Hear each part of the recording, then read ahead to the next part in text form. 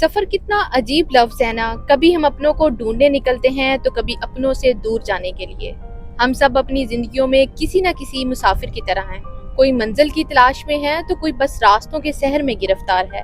लेकिन हकीकत तो ये है कि सफ़र सिर्फ फासलों का नाम नहीं होता, ये तो उन तब्दीलियों का नाम है जो उन रास्तों पर चलते हुए हमारे अंदर आते। अक्सर हम इतनी जल्दी में होते हैं कि हम मंजिल तक पहुंचने के चक्कर में उन खूबसूरत मोड़ को देखना ही भूल जाते हैं जो हमें बहुत कुछ सिखाना चाहते हैं। वो दरख्त जो खज़ां में नंगे होकर भी खड़े रहते हैं, वो नदियाँ जो पत्थरों से टकरा कर भी अपना रास्ता बनाती हैं, और वो पहाड़ जो हमें बताते हैं कि बुलंदी तक पहुंचने के लिए झुकना पड़ता है। ये सब रास्ते के साथी ही तो हैं। कभी सोचा है जब हम किसी नए शहर या किसी अनजान रास्ते पर होते हैं तो हम वहाँ कोई नहीं होता।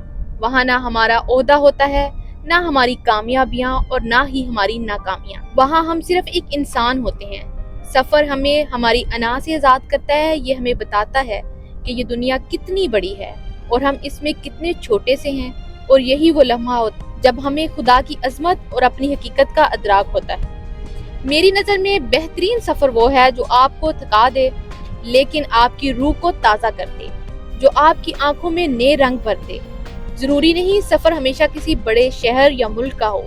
कभी कभी खामोशी में खुद तक पहुंचने का सफ़र सबसे तावील और खूबसूरत सफ़र होता है। तो अगर आज आप किसी रास्ते पर हैं तो जल्दी मत कीजिए, ठहरिए, सांस लीजिए और इसी लम्हे को जी लें, क्योंकि मंजिल तो मिल ही जाती है।